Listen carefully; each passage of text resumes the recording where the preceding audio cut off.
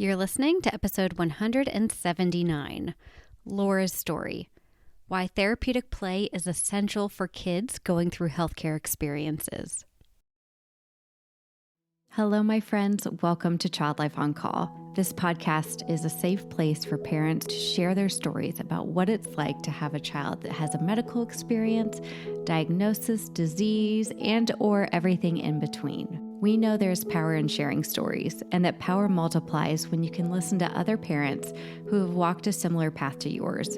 Giving and getting advice is great, but hearing how another parent navigates the complexities and nuances of healthcare is even better. As a child life specialist, my role is to support, validate, and provide emotionally safe spaces for kids and their families, and I am so honored to be on this journey with you. In addition to parent stories, we sprinkle in some expert episodes every now and again that have content for both parents and professionals in the field of healthcare, all with the mission to empower parents to be confident advocates and partners with the care team during healthcare experiences. We're so glad you're here. Hello, my friends.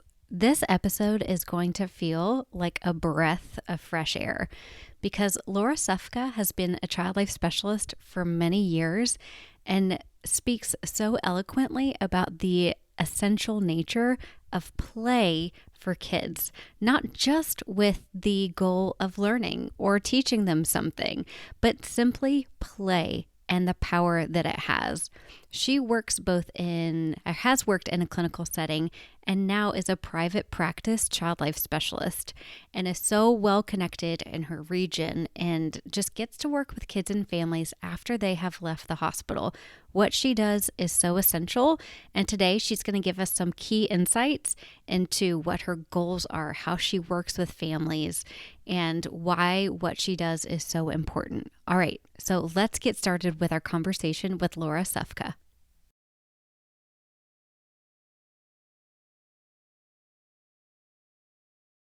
I'm sitting here in my office in Texas, and she's way up there in Minnesota, right? Yep. Minnesota.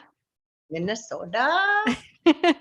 And we have been in each other's lives via social media and Instagram and now the Child Life Circle for a long time. And so it's like very cool to get to talk with you. And I know on a personal level, your positivity, your support, the little messages you send me mean more than I could ever say. So I'm just so excited to finally get to know you via the virtual world. I'm super excited about today too. I feel like it's so weird to not really ever meet somebody yet feel like you can just add a little like joy to somebody's day or just like root them on and just provide a little encouragement. So that's always nice. Especially I know you have littler ones than I do. And so I'm like, oh yeah, been there, done that. And you're rocking it every day. We're like doing our very best. So Yeah, you were specifically hilarious when I was going through the fish issue that we just became a fish family and it was yeah. already drama and tears before the fish were even in the tank. Okay. And I was like, yeah, you're done. You're fine with one. Just be done with that and it's fine. And you're giving so much to your children and fish don't need to be a part of that. Your advice was so good too, because I was asking you about a snail to clean the tank. And you're like, whatever new comes to the fish bowl, like is from their money. Yes, totally. Why don't you just take some time introducing yourself, who you are, where you live, a little bit about your work and your life and all that good stuff? So I'm Laura Sufka. I have been a child life specialist for 23 years, which is just phenomenal and amazing. When I first started my career, I've always worked in Minnesota, but I've worked at different facilities, different children's hospitals, different community-based hospitals. I am a dabbler and I love to keep learning. I'm a lifelong learner. And so I'm not specifically like moving jobs, I'm just moving within these amazing children's hospitals that are growing. When I started 23 years ago, child life it was not that big. And now a lot of departments are 20, 30, 40, 50 child life specialists. And so I started when there was only like 5 child life specialists in a department, and we were doing our best in reaching so many families. So, and I've dabbled in inpatient, outpatient. I love emergency room work. I love the unexpected not really knowing who's coming through the door, how they're coming through the door, and then they leave feeling so empowered and just feel so proud of themselves. And then that relationship with their parent and going through something together that was hard and knowing that they could do that, and specifically with their trusted adult, is just, it's honestly a little mind-blowing to me that we get to be a part of that. So that's one of my true loves. Too bad ER work isn't 9 to 2. It is not. It's true. So honestly, but it worked for me. So as along in this journey of dabbling in child life in different areas, I also have 3 children.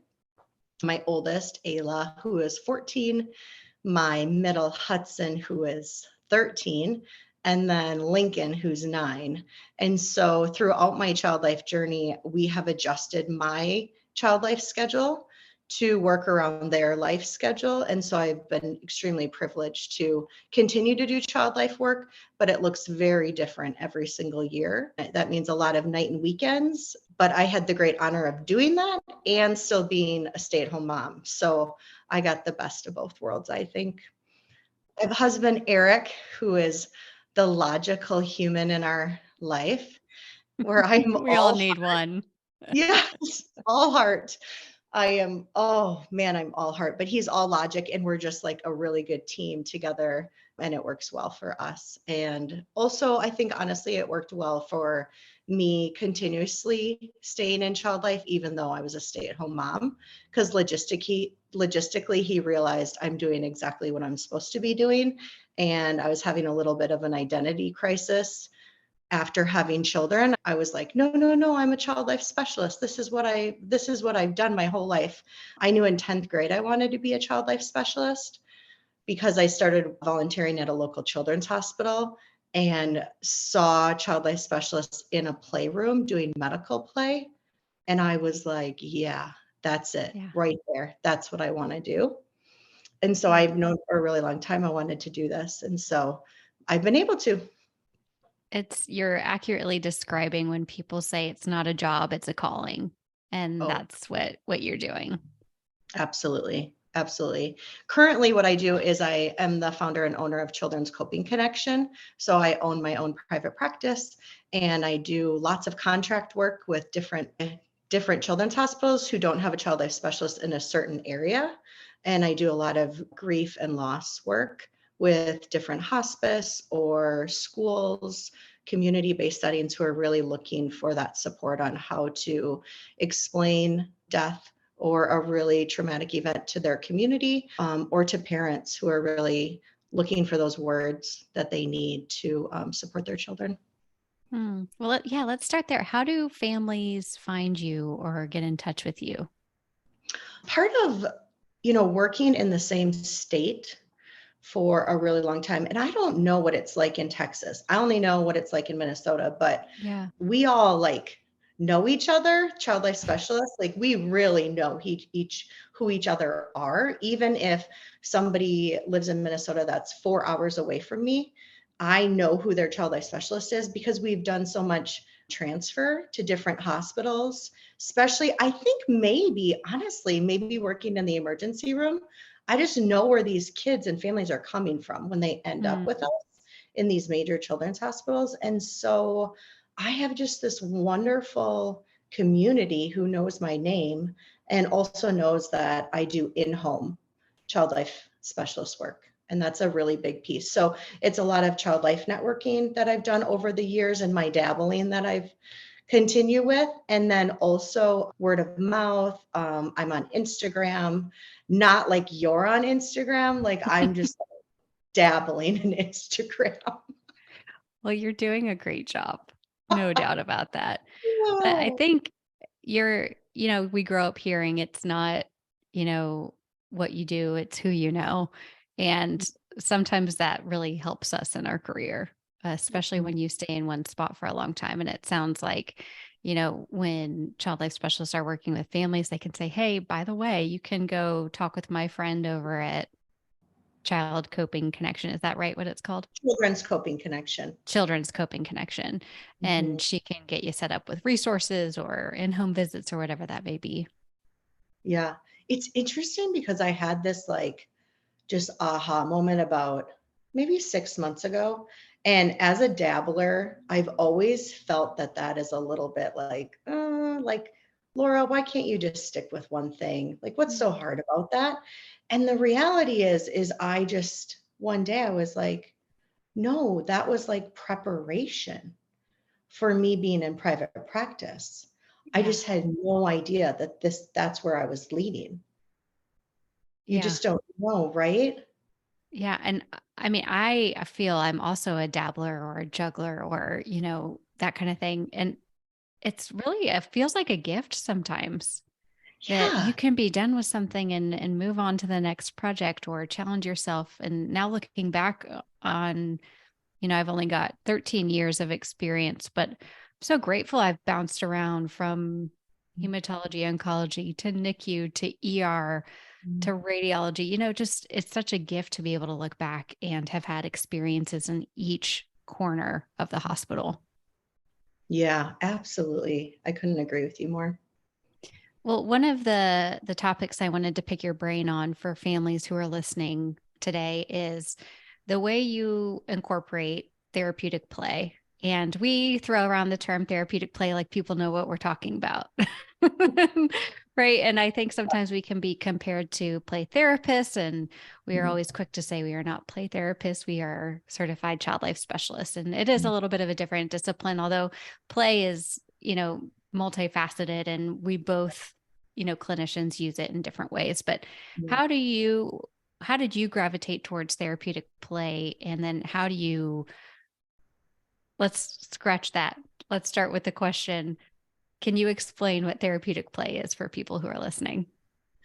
So to explain what therapeutic play is really hard. Like you said, it's super hard also to, as a clinician, to explain it in one way and parents is another. So I'm going to go with like, how do I talk about it with these families that I'm working with? Because they're like, oh, you're a play therapist. No, I'm actually not a play therapist. I use therapeutic play as my modality. And that's different because when your child is working with me or I'm working with your child, I'm not looking to set any goal. I'm not looking to direct their play in any way. I'm allowing them to use play as a process and really use it as a space for them to process whatever is going on in their life. So, challenging life events, big feelings, a new baby in the house. I'm allowing this play to just be and to observe with my eyes what the child is doing. And so I'm not interrupting their play in a sense. I may be clarifying it, clearing up misconceptions, listening to them when they say, I don't want to do that anymore. I'm like, yeah, let's not do that anymore. That's great. Okay, sweet. What do you want to do? Instead of maybe holding them in that space and pushing them a little bit, that is not my job. That is not my role. That is not what, therapeutic play is. Hmm. And I love that it takes some of the pressure off too, I think, for parents to start modeling that as they play with their kids too, right? There always Yeah. doesn't have to be an end game. And I know as an ER child life specialist, especially, we don't really get that kind of liberty to have therapeutic play interventions. So it makes Yeah. sense when you have these in-home visits, repeatedly, that you really get to use that intervention. And what would you say some of the goals are for kids when they interact in therapeutic play? Like, what do you hope at the end of that therapeutic play session that they walk away with? So the first thing I would actually go back to an emergency room example Mm. because so I actually do believe that play is so important even in the emergency room. And here is why. I believe when I walk in with Play-Doh in my hand or bubbles in my hand or a sticker chart or something that I'm saying to that child, I'm on your team, I'm speaking your language, and I'm ready to support you. And I don't need to ask you any questions about anything. And when you're ready to engage with me, then we'll do it. Yeah. Wow. Yeah. What a calming opener. There's no There's no judgment from the beginning. There's no what's the word I'm looking for? Like underlying, I don't know, there's no underlying expectation Yeah. for when it will be the time. The time Mhm. is to play. Yeah. And when I'm talking to parents about that, I just use the example of like, if you were going to therapy or if you were going to see a trusted adult in your life, I would never tell you that you have 1 hour and you better get fixed, whatever you need fixed by the end of this hour, and then we're moving on. Yeah. And so I don't think we would want to ask a child to do that. And by interrupting their play or having like a goal, or even if I'm trying to like loosely have a goal in my mind, it's just, I think it's going to really interrupt the process, honestly. Mm. And honestly, we know children are going to interrupt you anyway. They're going Yeah. to kick down your process. So you might as well not go in anyway with an Yeah. idea, because they are so gracious in how they allow you in their space and so amazing that they'll verbalize you or show you that they're not wanting to do that specific thing. And they will give you grace by saying, hey, I don't want to do that anymore. Or they'll just pick up their body and move to a different space. Mm. So, Yeah. I think that's such a true statement is kids are not afraid to tell us what or how they feel. mhm, We compassionately and lovingly, but very confidently call our daughter baby dragon at times, because she will tell us exactly how she feels about something, yeah, which is such a superpower that we often lose as we get older.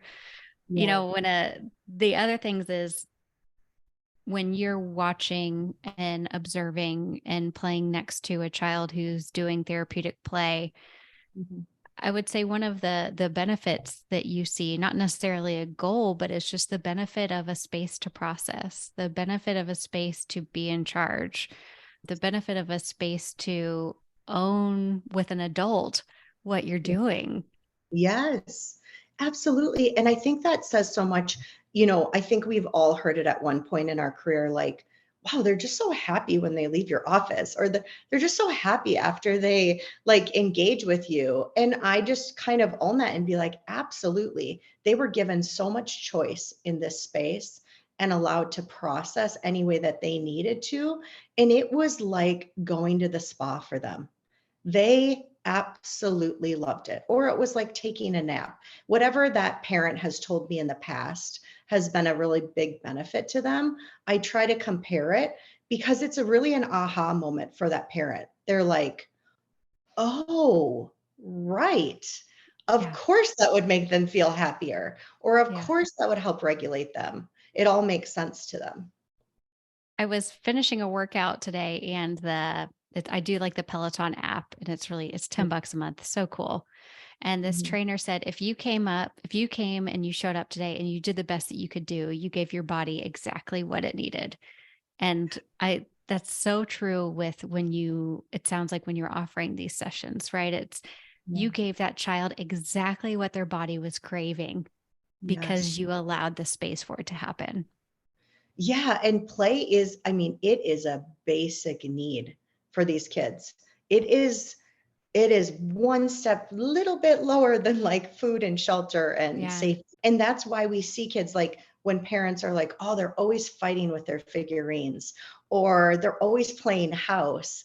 And I'm always so intrigued, like, oh, tell me more. Like, what do you mean by Yeah. that? And then kind of breaking it down for the parents, because it's like once they see what those kids are doing, they're like, oh my gosh, that totally makes sense. Of course, this has been going on this week, or this has been going on in their life.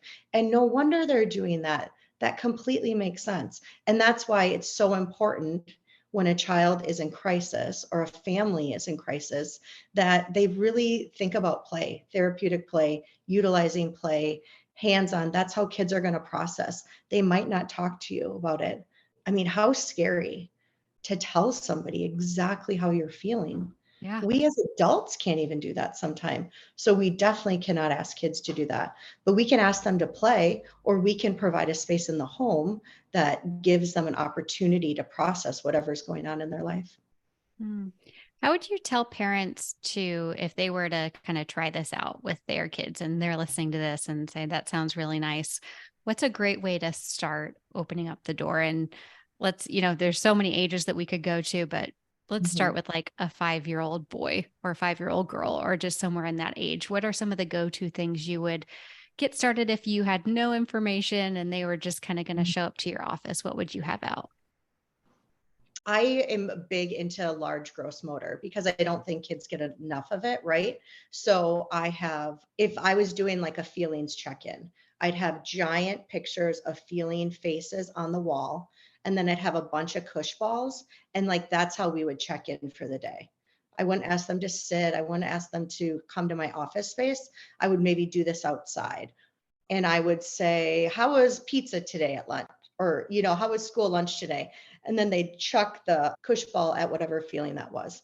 And then, how was math today? Chucking the ball at whatever. And then like, how did it feel when you realized mom wasn't picking you up from school today, even though she usually does that? And then they would chuck it at, worried or frustrated or sad, or confused or whatever that is. So just, it's really about checking in a really like, again, nobody wants to tell people how they're feeling, even kids sometimes, because sometimes they don't have the words. And so to put them on the spot like that, but I can get them to move their body so much easier when we're playing and engaging together to express ourselves. And, another thing I love to do is water balloons, sidewalk chalk, like we're drawing our faces. I have the great honor of having punching bags in my office, so I get to do that with them. And we just go out there, and there's this idea that everything has to be intentional. And I think a lot of it is the intention of a parent comes from our life is very busy and my children are overscheduled. So it's hard when parents are asking me, what can I do? The reality of what they can do is like slow down a little bit and Hmm. like make some time for play.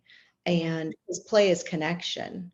And it doesn't have to be all day long. It can be 15 minutes. Or I liked, a shameless little plug of like Sarah from Mighty and Bright, who I absolutely love. Yes. Oh, Those we not shamefully, like we plug her whenever we can. Her stuff is incredible. So Sarah Olschler at mightyandbrightco.com. You're welcome.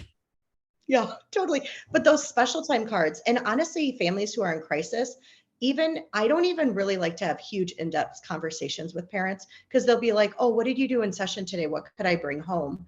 And honestly, I just give them a couple of these cards because they can't come up with stuff. That's Yeah. so challenging for them to even think of one more thing in their day. But if I give them a couple cards, I think it kind of gets their wheels turning a little bit. And then they're like, oh yeah, I can do that. I can do that. Mm. And then I always remind them, please set the timer for 15 minutes. That Yeah. 15 minutes is for you. So you don't have to worry about, are you playing too long and you're going to miss your next webinar? Are you playing too long and you're going to miss your next Zoom call? Yeah. It's the 15 minutes for you, and then it's the 15 minutes for the child. So they know when their time is done, they know they can watch it if it's a visual timer. And then it's a huge impact of connection that's all done through play.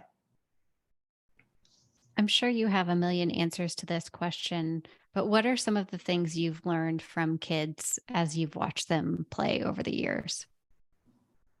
Play is so essential. It is incredibly essential to every human being. And if you really truly want to connect with a child or a teenager, you need to play with them. It is your way to say, I'm here for you. I'm going to fight for you. I'm going to support you. Play is that modality it is a gateway into them. And I don't take that lightly at all. Like I am absolutely honored to be walking beside these children and these families. But what I've really learned is if I want to really know their story, I have to be willing to play. There's no other way. Hmm. There just isn't. It's how they communicate. It's how they express themselves and the stories that I have heard because I have sat and played and listened, like really listened non-verbally and watched them play, I mean, these stories are amazing that these children go through. Mm. That's so impactful. The other thing that's built and surfaces during play is trust.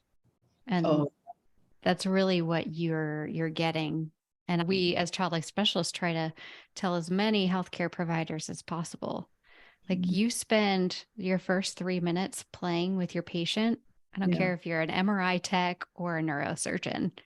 Like Yes. you can build this trusting relationship that will carry you throughout the length of your relationship with this child. Oh, absolutely. It's not big. It's No. literally like acknowledging that you see that the child has a Spider-Man shirt on. Yeah. That is playful. That is Yeah. playful, right? I Yeah. think it's hard, like you said, it's really hard for people who have not dug into this work of play. It's mind-blowing if we tell them like, "Oh, you just like 3 minutes, that's it, I promise." They'll be Yeah. like, "No way, it's not gonna be 3 minutes. That's not how anything works in this world." But it does. It really, Yes. really It does. does. And it's like as simple as like, take your glove, put your gloves on, grab an extra glove and blow it up and Yeah. make it into whatever animal or a hand face.